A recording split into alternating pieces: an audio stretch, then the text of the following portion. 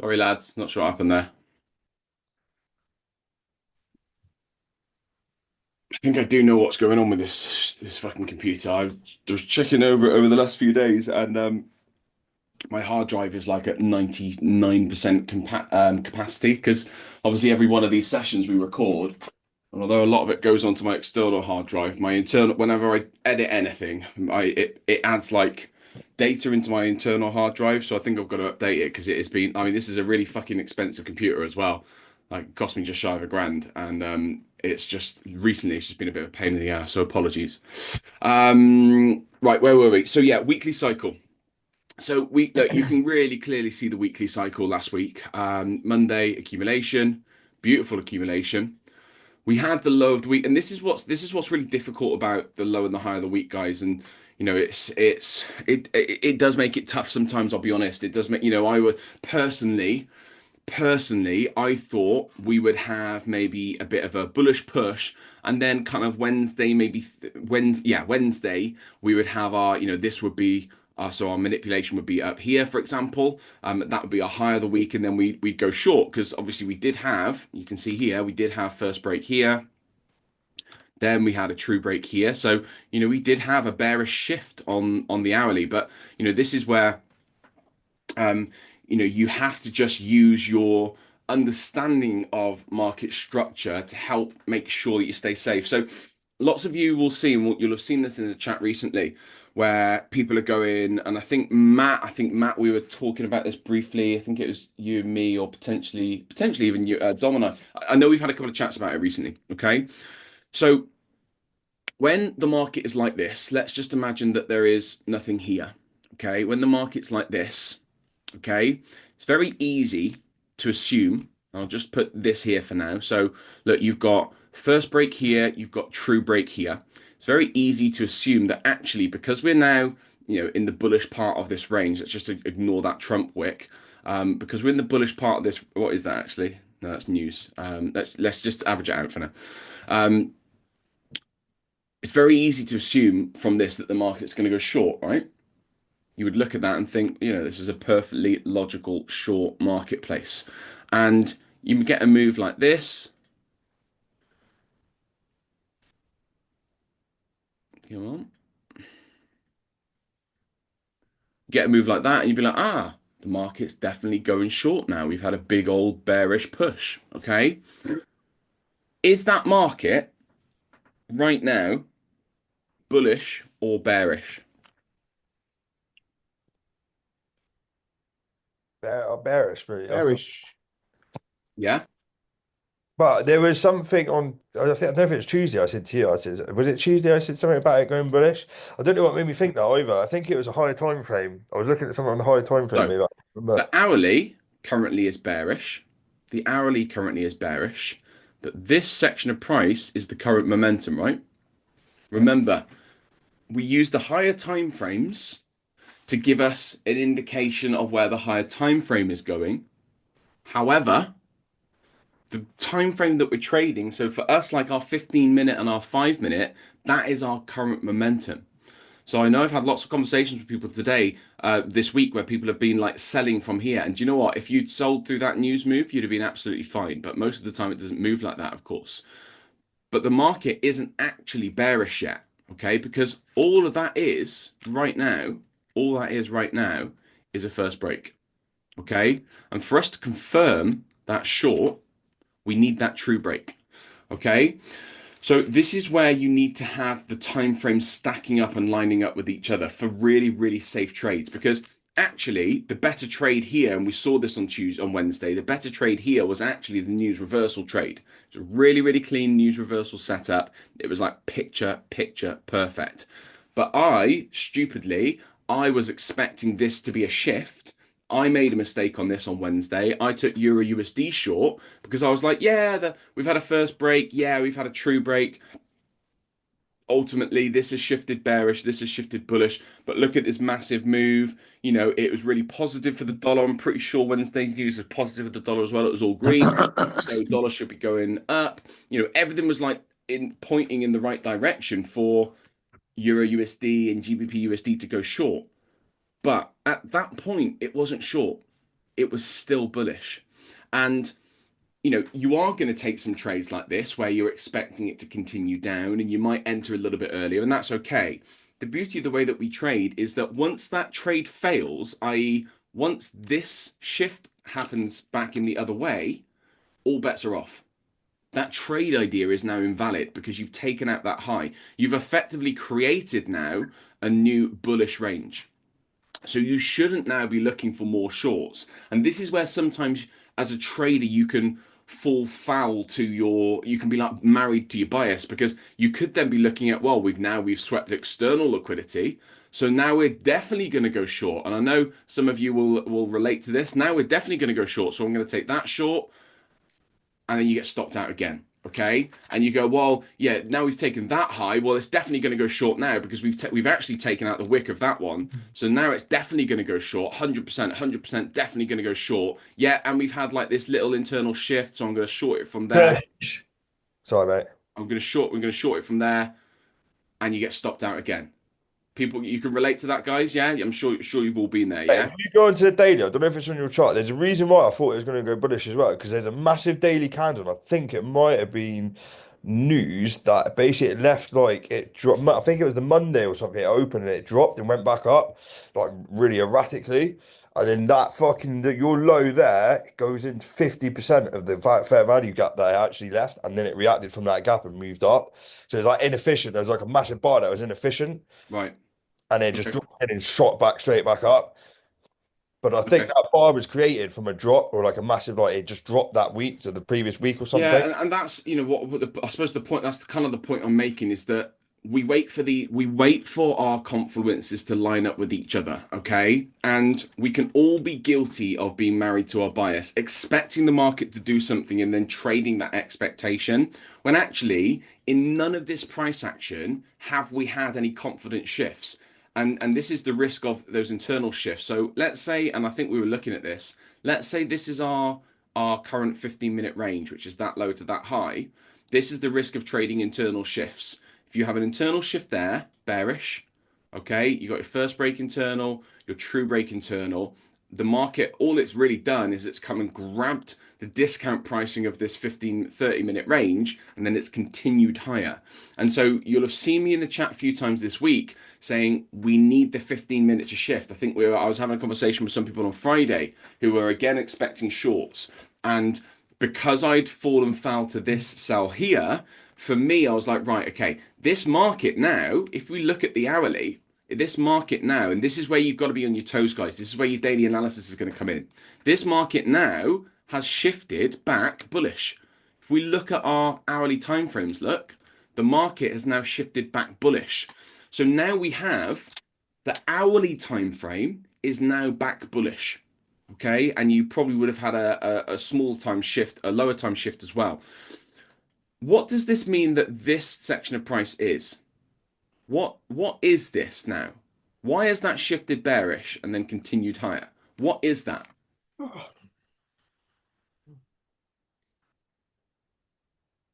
If we're looking at this light little section of price, what is that? Is that manipulation? Yeah, manipulation, but what why has that done that? Why has that shifted bearish and then shifted back bullish? Uh, it's an internal shift on a high time frame. It's an internal shift on a higher time frame. Yeah, so if you go up to a daily, it's nothing. Look at the daily. The daily shifted bullish back in middle of January. Bullish, bullish. And we acknowledged that it was bullish, didn't we? Remember, we acknowledged that it was bullish. Okay. And we spoke about this false break. And we spoke about this trap up here. Okay. Which obviously was taken. We spoke about this trap. Okay. Yeah, You'll be able that's to the see. candle, mate. If you look at it, you just missed it. It opens. It caught. That's the gap there that it opens, so that the market opened low, like completely miles away from price on Yeah. Monday, I think. Yeah.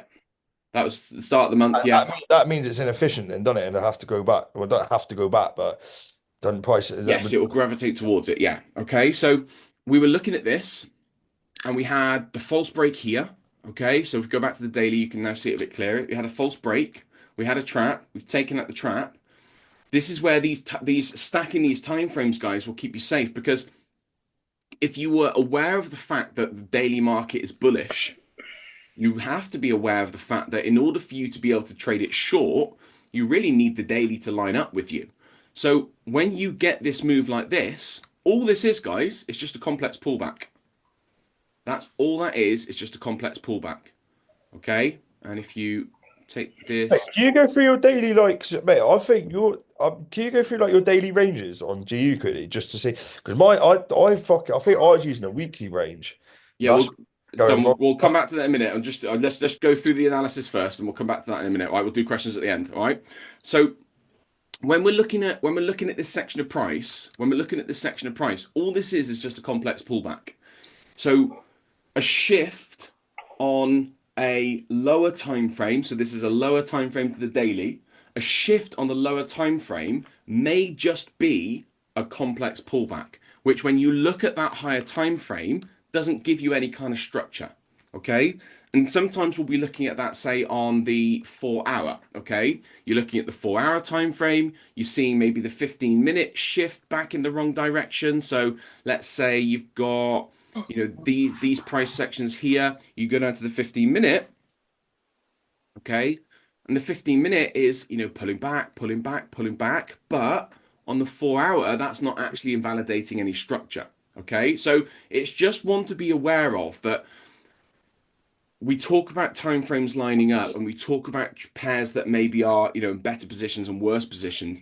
These are some of the questions that you've got to ask yourself, because this pullback here was just literally a complex pullback. Because look at this range. This range has been left intact. And where's that pullback come to? Equilibrium. Yeah, come past the equilibrium. It's nearly come down to the extreme discount, isn't it? Extreme. It's nearly come down to that extreme discount level, that really discounted area where, institutions will want to send price back up. And actually, what's quite interesting is if you look at this and you take a step back and you look at this section of price, it's not actually been able to come back down much further. Okay, that shows us that the buyers are really strong, right? Because in an ideal scenario, it would come down into these extreme levels down here, and then we can take a buy out of there, but it didn't happen. It failed to come down here. What did it take? It looks like it took the liquidity of that low there, and then it's just gone off. Okay, this section of price, therefore, made it really difficult to trade, because you kind of don't know what's going on. And sometimes you just have to hold fire. Sometimes you just have to wait and see what the market might give you. And sometimes you're going to have situations where it is difficult to read. And that's where maybe looking at other pairs, you might find better opportunities. Okay. So when we're talking in the chats and some of you are maybe looking for short opportunities, and I'm going to you, what does the 15-minute say? This is the reason why, because the sell opportunities up here, if you go to the 15-minute, see none of the 15-minute charts have actually shifted. Okay. If we look at our 15-minute ranges, you've got a bit of this one is probably the last one here. And then you've got a little one up here. Kind of. So maybe, yeah, you kind of do get a shift on that one, to be fair, but then it moves straight back. This one obviously doesn't get shifted, as you can see. And then you've got this one down here. You have a bit of a shift on this one down here. So, there is a valid trade down here, a sell on the Monday, and we'll draw that out in just a moment. It's definitely a valid sell on the Monday, but the 15-minute was already bearish on Monday. Do you see what I mean? So once that 15-minute shifts back bullish, you really should be looking for buys until you get a shift back in the other way. And that meant for me, like Tuesday, Wednesday, where I'm expecting a high of the week, Tuesday, Wednesday, because I was the same. I was expecting price to reverse.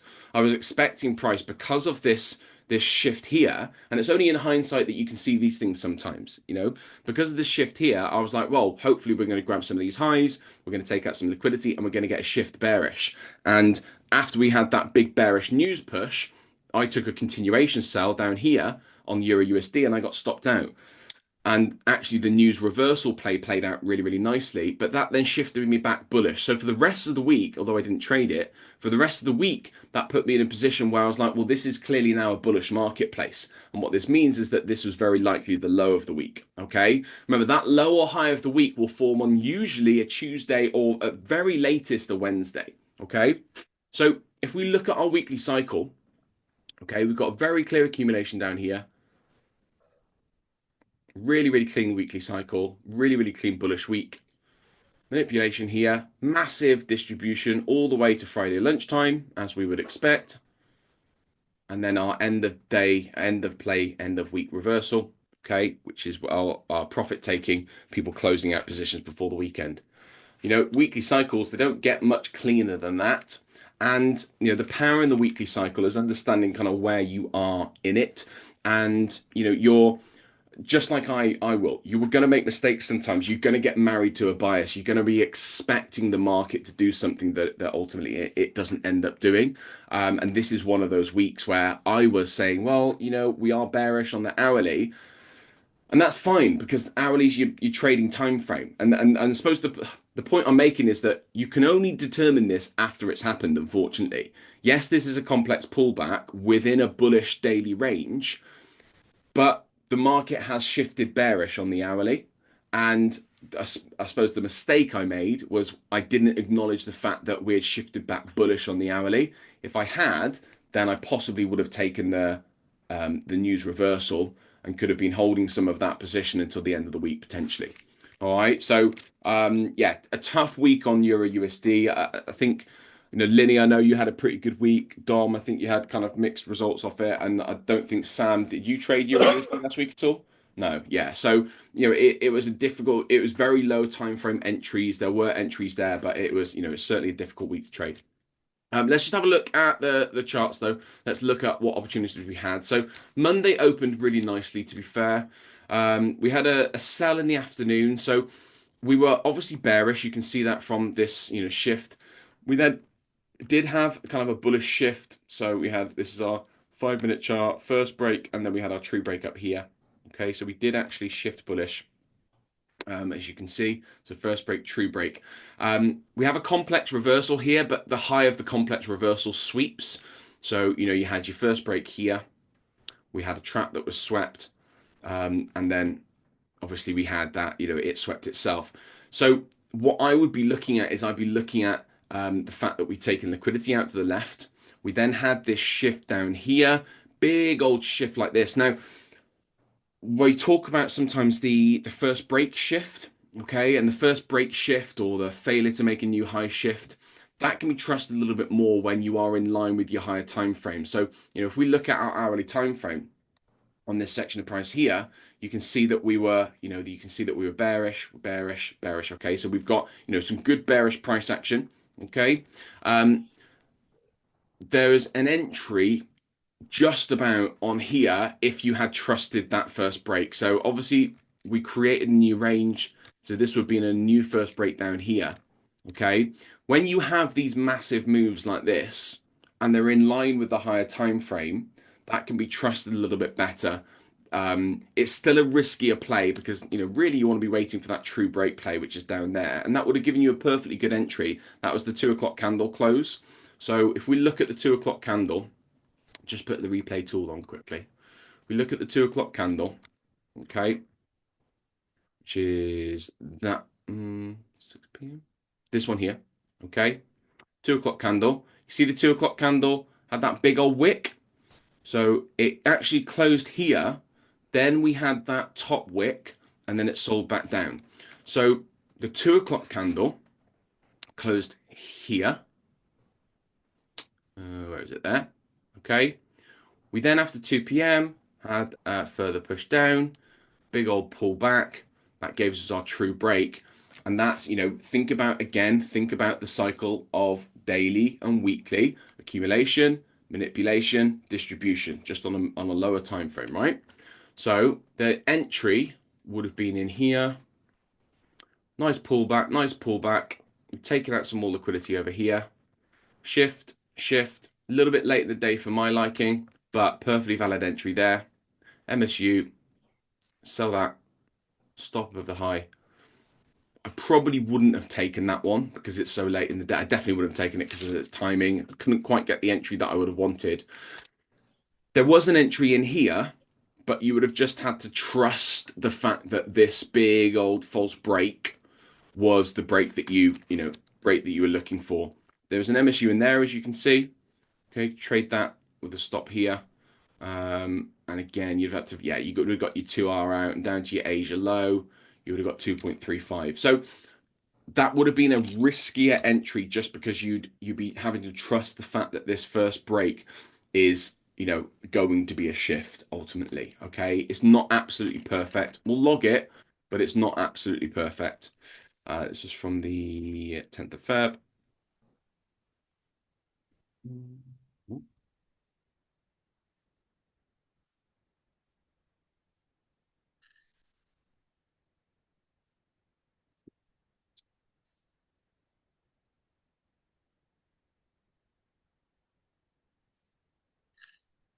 One. Yeah, with 3. Oh, shit. 2.35. MSU2. So with momentum, key liquidity was taken from way back here. Okay, so key liquidity was taken from back here, 15-minute high over here.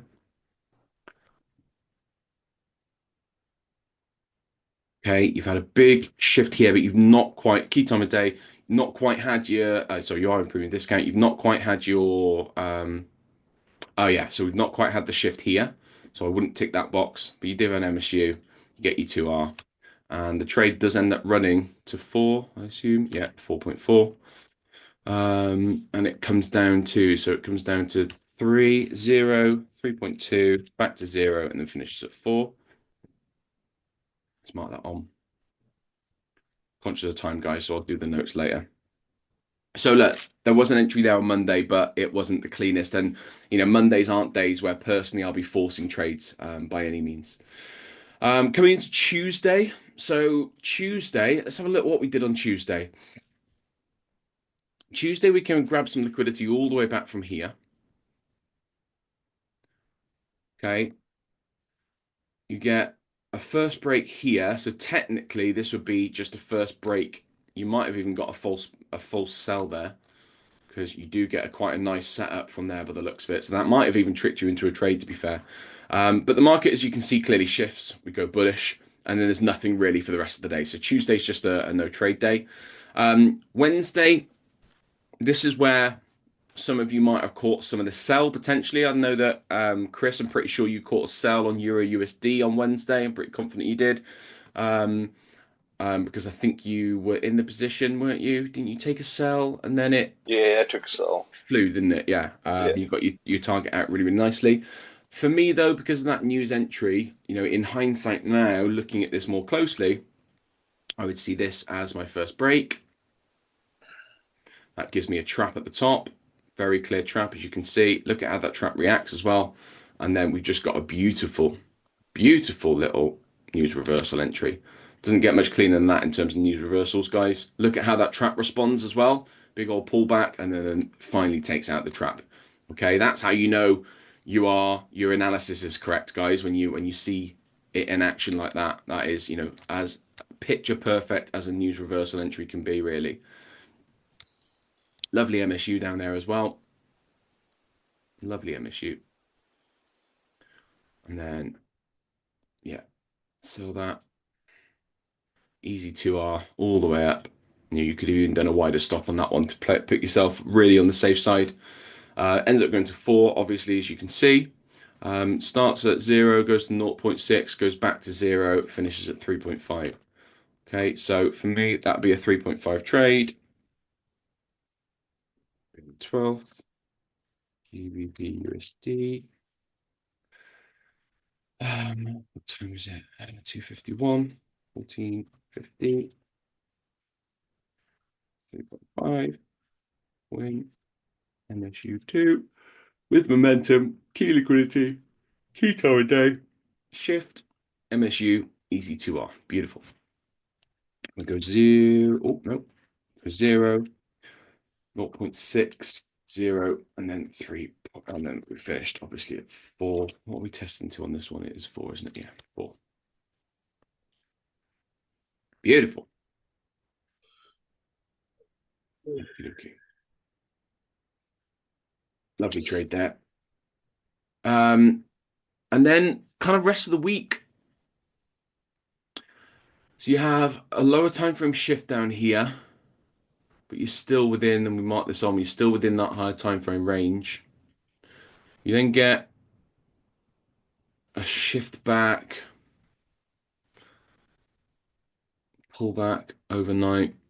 Difficult day to trade on Thursday, to be fair. Difficult day to trade.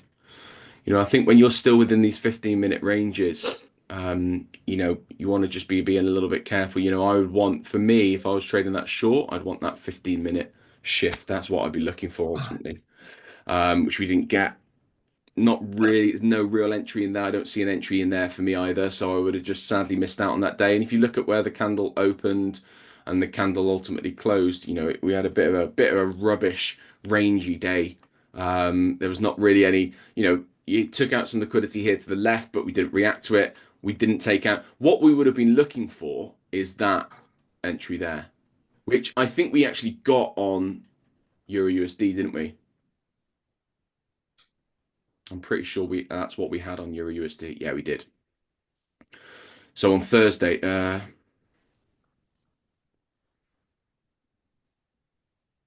yeah. So make sure I'm looking at the right section of price. It is Thursday, isn't it? Yeah, it is. So this is one of those divergences. So Thursday, had this big move down here. So there was nothing actually in the trading windows, as you can see. And we were looking for an entry. No, we did get it. Apologies. Ignore me. Ignore me. So price was in the 15-minute range in Euro USD. We had that bullish range and we swept the external liquidity down here. Okay. This is one of those situations where you have had to trust the first break. Okay. Because if you waited for the true break, which is what I did, if you waited for the true break, you were waiting for that little pullback here, which we didn't ultimately get. Perfectly valid trade in there, but you've had to use the first break shift. So the first break and failure to make a new low. Okay. GBPUSD was much stronger and it just didn't come down anywhere near, as you can see. Okay, it just didn't come down and take out that external liquidity. So it's just a no trade day on on GU on Thursday. Friday, again, nothing really on Friday. I mean, you've got bullish structure. You've come in and taken out some internal structure there. So, you know, you could have taken a big MSU like that. There's nothing wrong with that necessarily. But for me on a Friday, I'd be looking at that and just be looking like where we've got nothing in the near vicinity where we're targeting towards. Probably got something over there. Yes, we've got an external liquidity over here, which we're gravitating towards. But there's nothing really in the way of, you know, me price reversing on me. It's really, really high up. It's a Friday afternoon. You know, you want to be winding down for the week on a Friday. You know, for me on a Friday, I'll look at trading like Friday morning session, the London session. But other than that, I'm not going to really take any positions because, you know, it's such a low volume day of the week. Friday mornings can be good, but you know, the rest of the day I'll just kind of chill out on and just close out my profits. Whatever I've got in profit, I'll close out and, you know, I'll just have the afternoon off effectively. So look, all in all, and Dom, I don't know whether this answers some of your questions. We'll come back to that daily bit in just a minute. But all in all, it was a very difficult, you know, it looks on paper like it was a great week, right? You look at that and you think, well, there was loads of movement, you know, we had loads, but actually there wasn't a huge amount of opportunity to get into any really good trades. 2 trades, one on Wednesday and a iffy one at best on Monday. Really, if I'm being true to myself, for me, there's 1 trade on GU last week. But then when you're making, you know, 3.5% on that trade,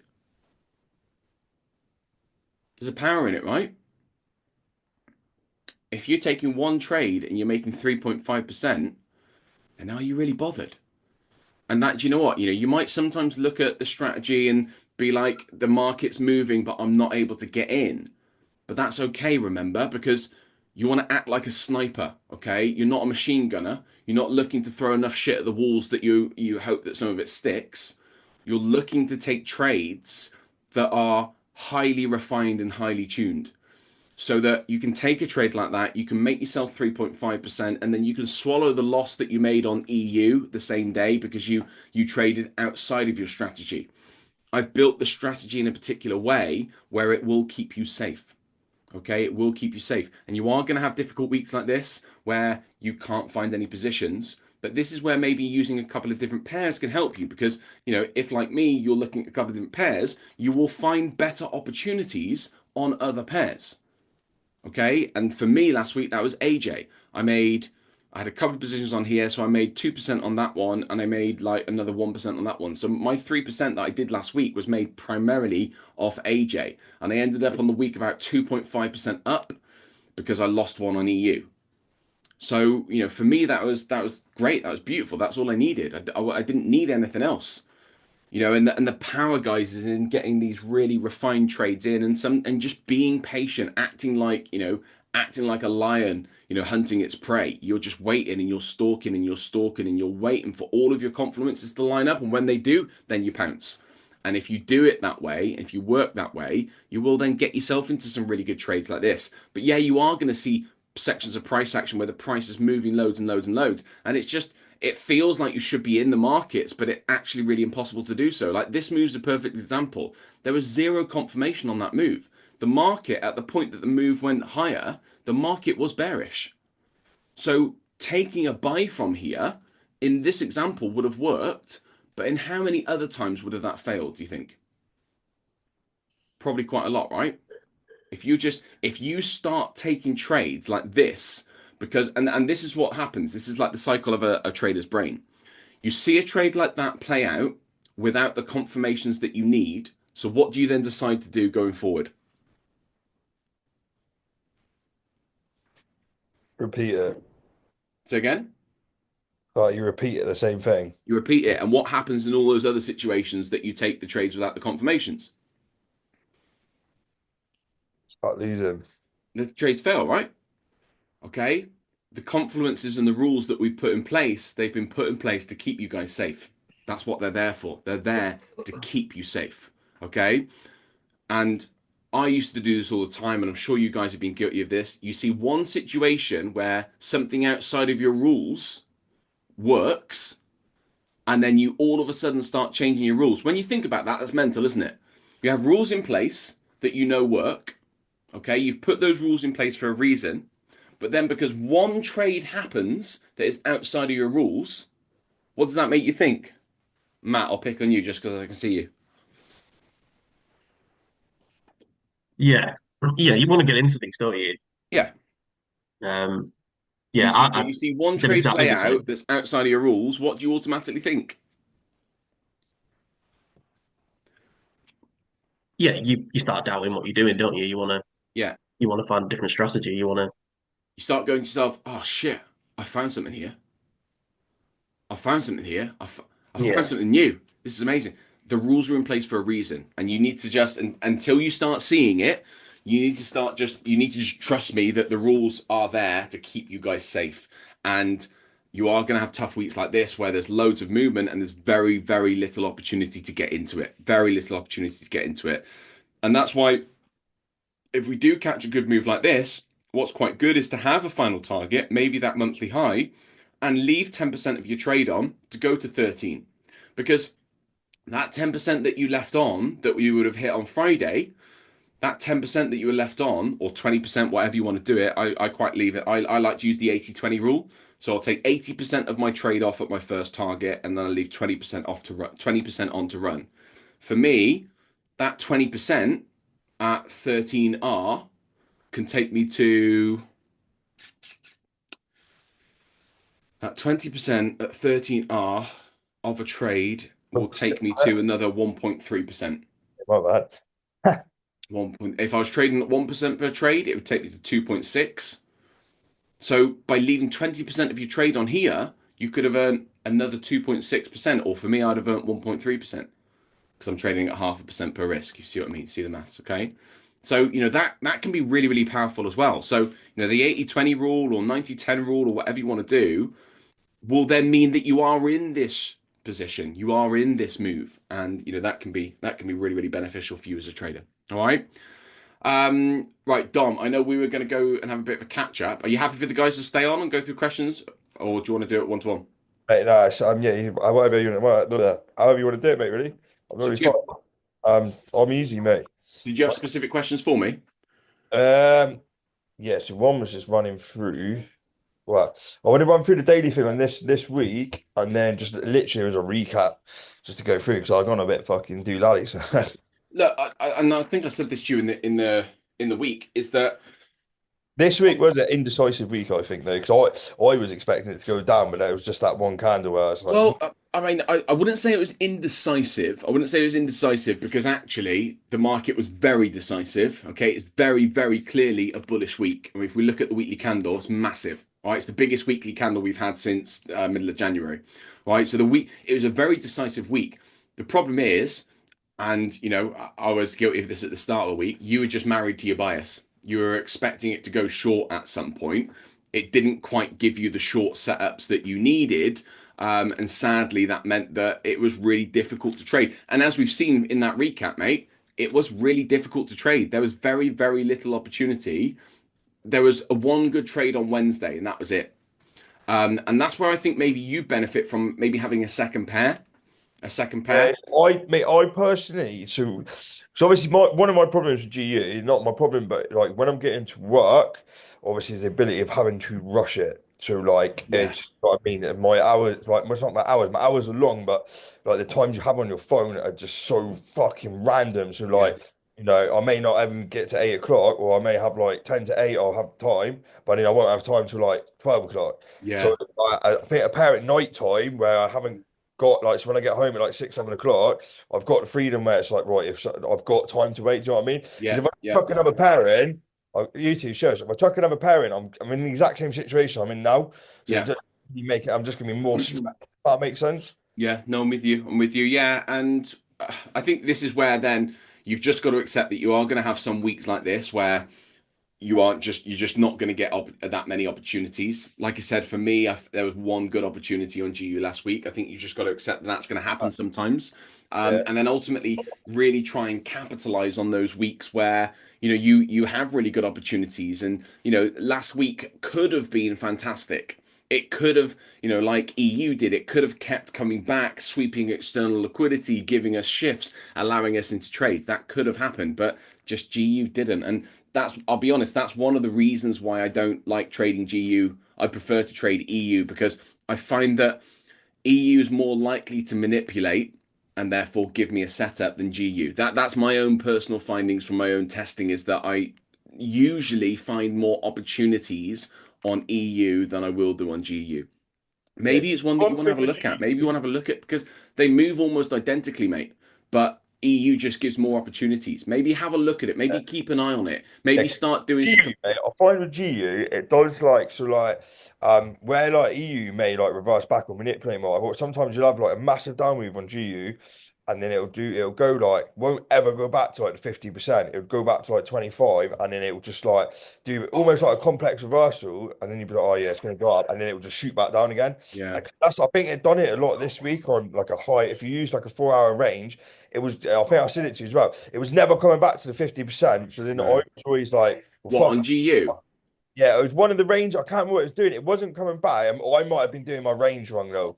So, because this is what I wanted you to go through the daily ranges. I may be doing my ranges too big. So then, like where it's not coming back where it should do, or where if I'm doing my range incorrectly. So then, what I was doing is I was ignoring the fact over the higher time frame, and I was just jumping on the 15 minutes to try and get in, and then obviously I got in on the wrong trade. Yeah. Like the daily. So I think on the daily, mate, I had the weekly range fucking set up instead of the day. What wouldn't have been the daily. I don't know why. So that's your weekly range. That green, two green lines. That's your weekly range. Just marked on the daily range. That's what I had marked as my daily, mate. I think. Ah, okay, yeah. So Yeah. you with your daily best way to do your ranges, guys. I know this has come up a few times in the chat this week. Is just use your common sense. Just use the range finder I mean, and this when you start to look at this and be like, oh, is that a low? Well, it's not breaking that low. Is that a low? Yeah, that is, and that is. So Yeah. when you clearly see a low's being broken and then a pullback, that's when you can have a new range. And So then like for me now though, so you're on the daily, yeah. I see this whole range here, right? That never broke the low. So but, like so obviously then it went you started doing daily ranges on the way up, didn't you? So like what do you that's mean? so like you know like where it goes, it comes down and it goes up, right? And then it goes down and it goes up. You'd start doing your daily range as it's going up then, wouldn't you? Because I don't, I wait and then do you see what I'm saying? Like You where would wait you until you wait until it's broken again. so I'm waiting until either the high of this like long range down or the low of that range is broken until I do a new one. Well, I mean you're probably right on like the 4 hour. Probably right on the 4 hour, but the daily again, this is where the Pathfinder comes in. So just use the Pathfinder, take your high, grab your most obvious low, and then just personally, I just use common sense. So that low's been clearly broken by this low. We've had a big pullback and then a big push down. So for me, that gives me my range from that high to that low. Yeah. Man, well, it's just something I got to keep practicing, mate. I'm just like, Yeah, I don't know whether I'm rushing it and I'm questioning what I'm doing. It's just like, no, is that right? Because like, it's gone wrong. maybe, I've rushed it. So maybe. obviously, as you know, a lot of my shit's very can be very like rushed. Even if I've done my analysis the night before, Yeah, it's like a minute. Like you get so fucking quick. I have to do yeah, it. That's why I think the nighttime pair would be decent. But it's like I'm not like so at the minute in the day. It's like fuck. If you get to Wednesday or Thursday, like fuck, I haven't traded. Then mm, you're fucking rushing something because I don't have. Whereas if it's like, oh, it's all right because I've got a pair tonight. See yeah, what I mean? I think that yeah. might be a better idea for me because if I don't even trade you, it just doesn't matter. Yeah. The only thing I'd say with your overnight pairs like your Aussies and your Yens and things like that is you just want to be I would personally be using higher time frame setups, only because you do have lower volume even on those pairs. So you just want to be careful, make sure you're not, jumping into any How did trades. like so obviously because like you know me, I won't trade past like 10:30, and then obviously like I think like USA I don't trade past 4:30 or like 4.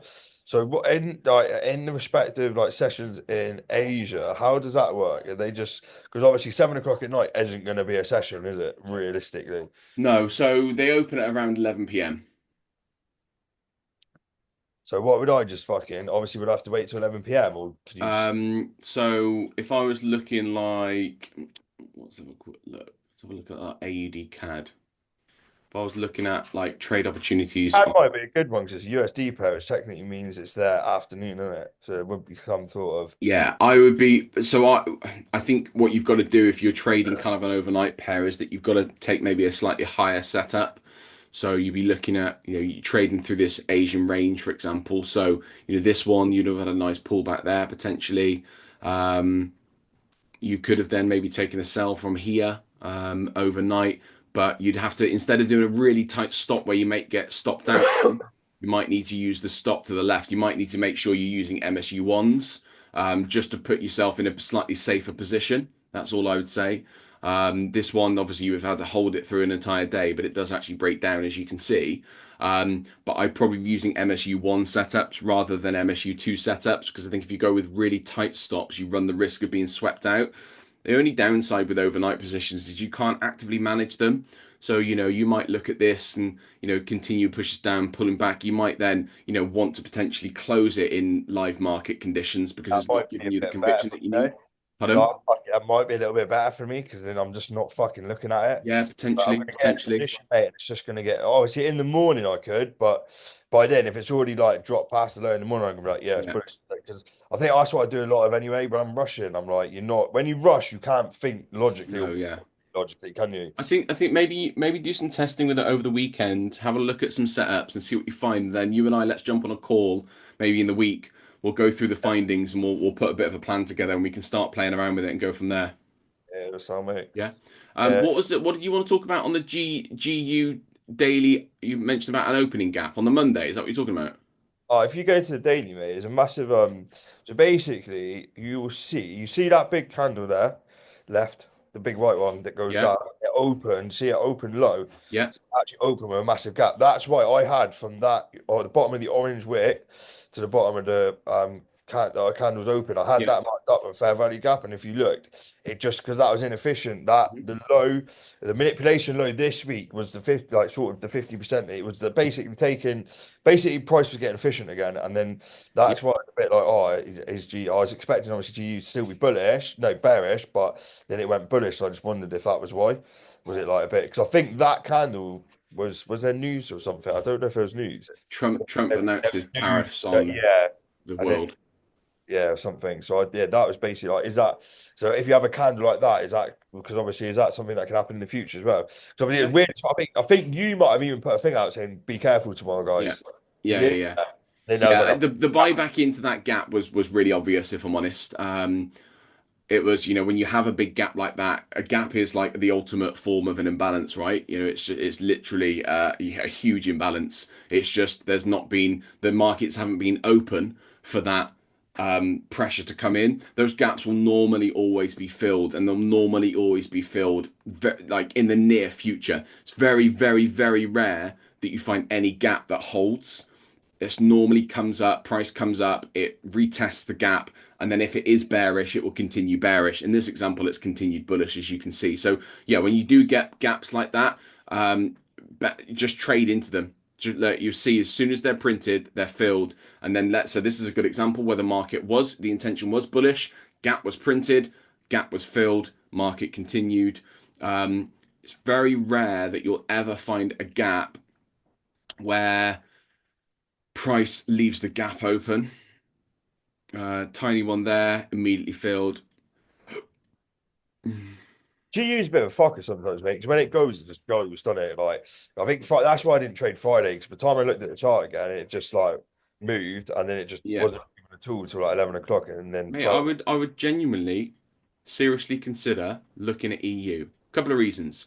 Most of us trade it, so you can have lots of different trade analysis and ideas flying around in the group. Um, it manipulates more and therefore gives you more setups.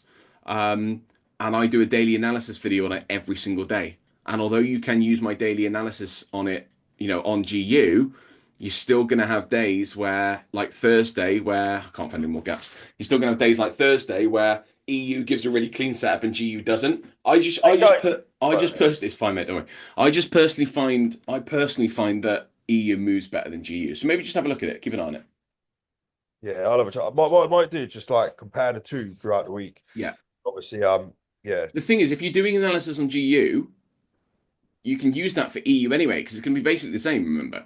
So if you do analysis on GU, and like Thursday's a good example, right? Let's say on Thursday you were waiting for that range low to be taken. Say Thursday you were waiting for this range low here to be taken. Okay, you didn't quite get it, but on EU you did. You then have divergence, remember? So that adds confluence. So you could have then either taken that trade or you could have taken the EU one, which would have been down here because EU came down here. All right, so you could take the EU one. I always like taking the one that has the manipulation. So you could have taken EU off the back of your GU analysis. So I would definitely say compare the two, 100%. Yeah, 100%. because I think someone I used to know, obviously he taught a different method, but he said the difference between EU and GU is like GU is a little bit more riskier entries, maybe sometimes. Like, Yeah, I don't like it personally. I don't like it. yeah, there's Um, shit on it as well, isn't there? It's always been the one I've used, so I just kind yeah. of moved away, sort of thing. This is where testing other pairs will really help you become. It helps you become more rounded as a trader. Like, one day, I mean, look, it's never going to happen, but one day, let's say the GU market isn't there for whatever reason, you're then let's say that's your earnings, that's the way you earn your money. Okay, if one day GU, I don't know, Russia fucking wipes the UK off the planet and you're living in like Barbados or somewhere, okay, and GU is no longer a thing, the pound is no longer a thing, you're going to need another instrument to pair, so an instrument to trade. So I would keep an eye on a couple of other pairs at the same time. Two or three pairs is normally a bit of a sweet spot. Trading one pair is really, really good when you're learning, but when you get the concepts and the strategies nailed, you want two or three pairs that you can utilize and analyze every day, because some pairs are going to give you better opportunities than other days. All right. Right, guys, I got another session. Dom, do that. Have a look at some Asia stuff over the weekend, and then book another call in, mate. And we'll have a proper sit down together, and we'll make a bit of a plan. All right. Yeah, so mate, lovely. Cool. All right, guys. Bootcamp guys, I'll see you in the other chat. I know, cheers. Cheers, mate. God.